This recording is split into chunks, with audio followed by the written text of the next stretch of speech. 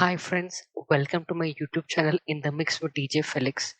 So in this I'm going to explain about a MIDI effect called Arpeggiator. So for this we have taken a MIDI track with a few chord progressions if you see here, and as you have a few chord progressions over here, in order to make these chord progressions play and produce some sound, we need to add some instrument. For example, if we do not add any instrument, we will not be able to hear any sound. Let me show you. Because right now I added an instrument from analog and piano organ church. You can see the volume over here. For example, if I remove it, you can see it playing, but still you're not able to hear any sound. So for that reason, once again I'll go to instruments, analog. This time I'll add piano. And apart from that, in most of the EDM tracks, this effect is used most of the times. I believe you might have heard this name several times here and there, Arpeggiator. So I'm going to tell you about how this Arpeggiator works and how can you create good effects, MIDI effects with the help of using Arpeggiator. So this Arpeggiator will only work on MIDI effect, only on MIDI tracks. It will not work on audio tracks. That is the reason we call this as a MIDI effect. So before we dive deep into this topic, Arpeggiator, let me tell you how this it will work. So first we have few patterns up. So let me play now.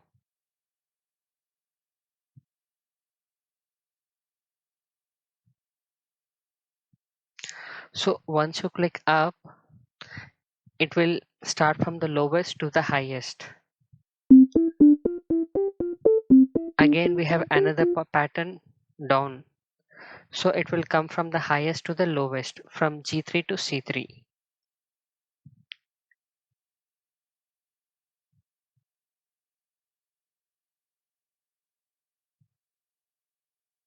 And apart from this, we do have grooves, which is swing 8, swing 16 and swing 32. Let me use swing 8 now.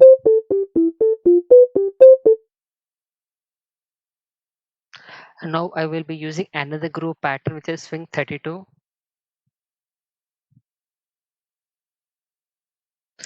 And apart from this, we do have an option called hold, which is similar to an option like freeze in reverb, because even though we do not have any kind of chord pattern, but still it keeps on playing the sound. Let me show you this one.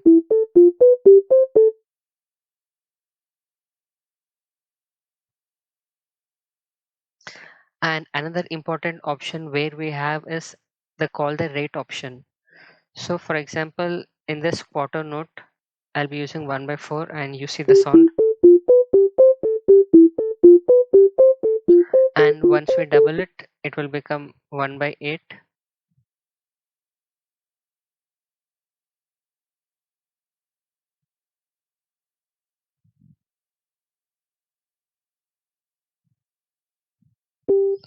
And again, if we move 4/4, it becomes 1/16.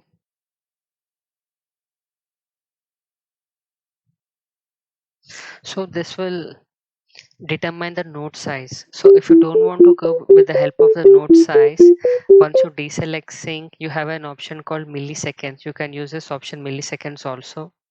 If you do not like to use the notes option,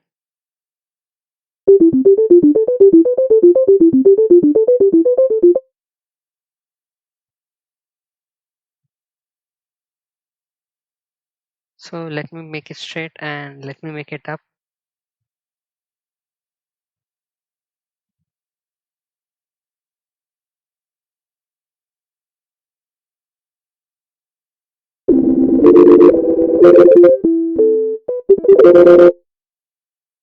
And now we have an option called gate option. So what gate option will do is it will increase the note length so that the volume will be played for a longer time.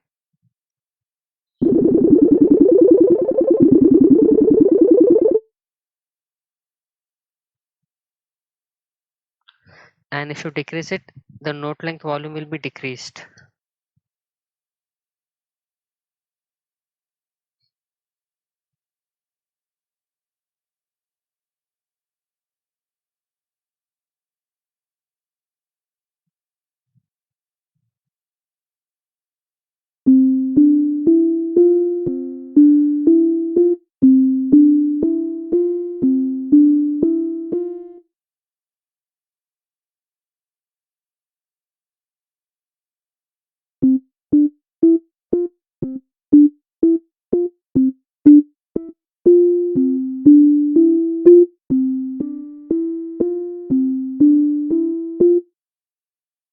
as we take a little bit deep into this Arpeggiator, so I'll be explaining once again how this works, the style pattern.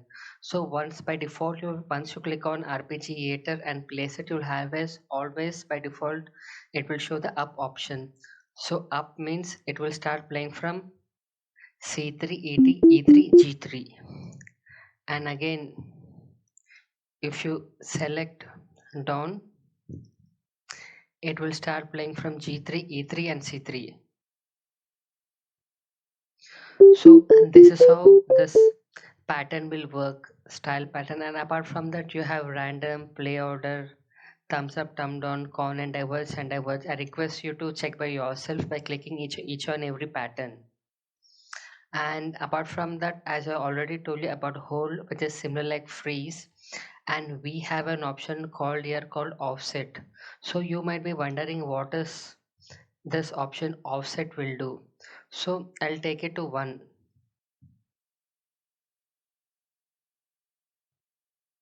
So once I take offset as 1, when I click the up option, instead of playing from C3, it will directly start playing from E3 and G3. So it will start playing from E3 and E3 will be triggered first because I have used the option 1 on offset.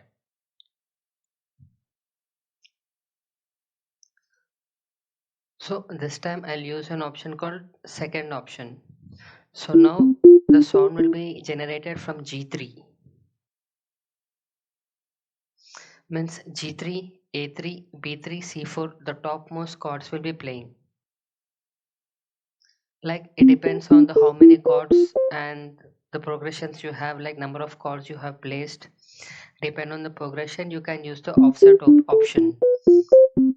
So as I clicked on offset 2, so this chord will be playing the G3, A3, B3, C4 and all. If I keep it as 1, E3, F3, G3 will be playing. So if I keep offset 0, it will start from here. So that is what offset does.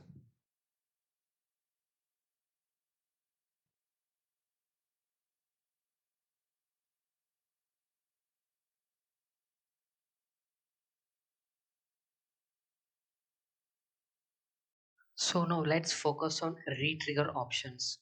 So in retrigger options, you have off, note, beat.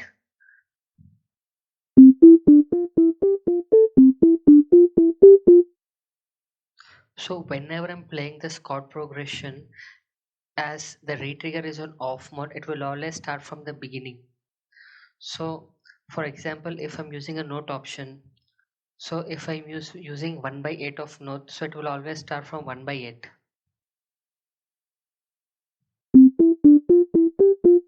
While I'm playing this, you can always see the yellow light blinking.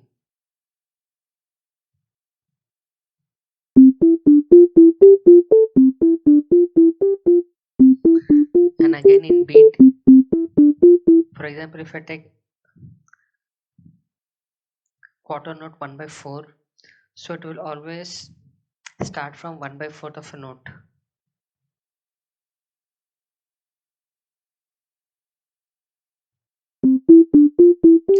Like this, you can take 1 by 4 or even 4 also.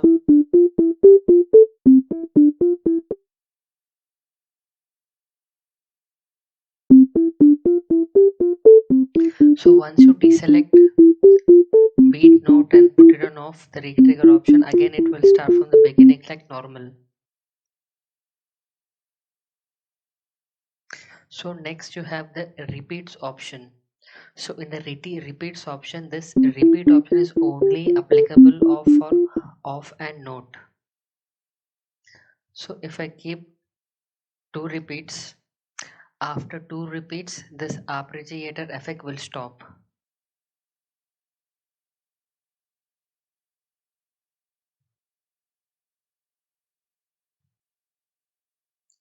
So as I told you earlier, this repeat option is applicable and will work only on off and note option.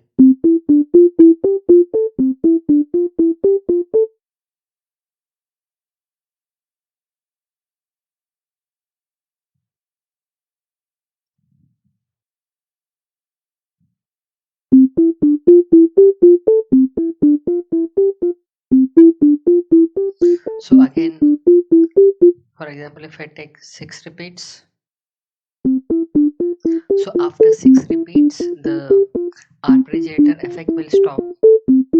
So it depends, and you can increase the number of repeats. So infinity is similar like hold, where the effect keeps on playing continuously when you bring it on infinite. So after this repeats and notes, you have two other options called distance and steps. So for example, if you want this effect to be applied, for example, if you're on C3 and you want this effect to be applied on C4, you can bring it to plus 12 semitones. And if you want to take it a bit high, you can take 24 semitones. For example, if you want to take it down, like if you're on C3, you can bring it to C2. And if you are on C3 and you want to go to C1, you can take it down to 24.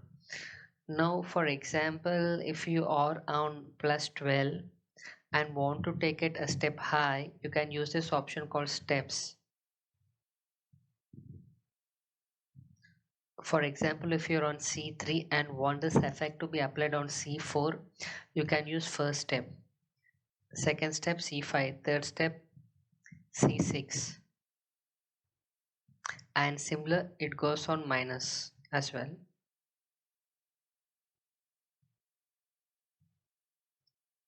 So like this, with help of distance, you can bring it down to minus 12 semitones and minus 24, and increase to 12 semitones and 24 semitones, and with the help of distance, and you can transpose it. And apart from that, if you want to take it a bit more higher, you can use steps option. And next,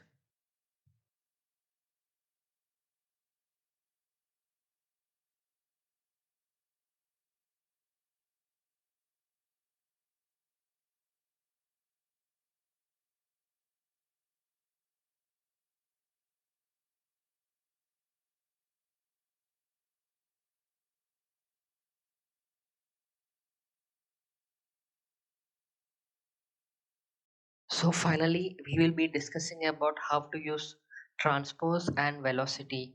So what we can do is, in distance we can increase the semitones from 12, or you can go to 12, or you can go to 24, and thus you can increase the semitones with the help of distance as well as reduce it. So now if a distance is on 12, so if you want to go a step ahead, you can use steps 1, 2, 3. For example, if you want to go to C3 to C4, you can use the steps. And if you want to go to C5, you can put it on to C6, 3. Like this, you can go to the upper side of the chord progressions. I mean, you can move your MIDI chord progressions to the higher side. And by keeping this minus, you can bring it down to the lower side. So this is how you can do with steps and distance. And now shift.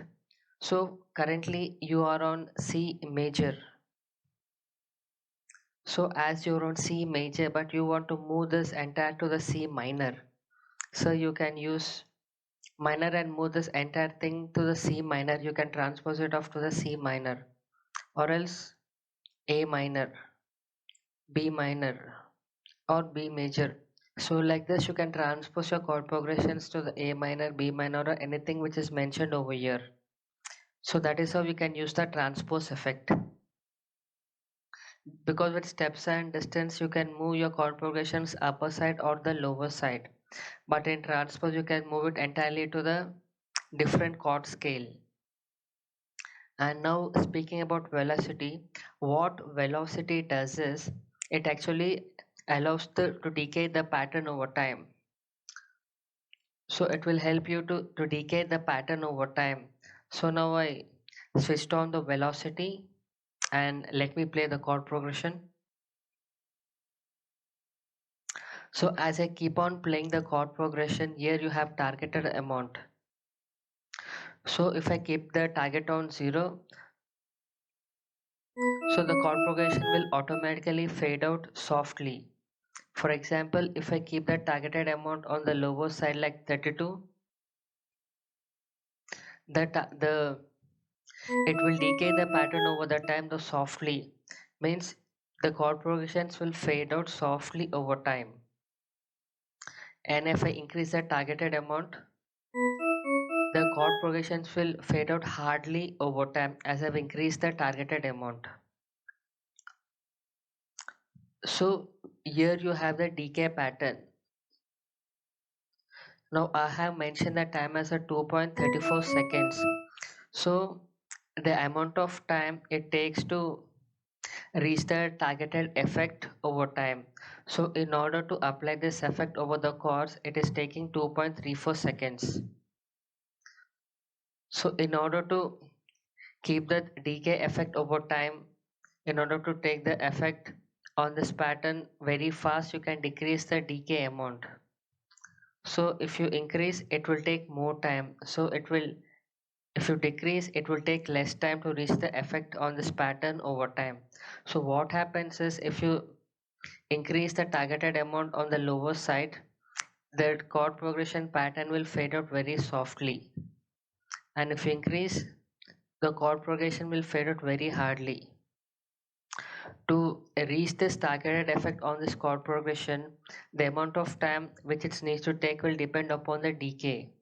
So if you put on this 2.68 seconds, it will take 2.68 seconds to reach over this chord progression over time.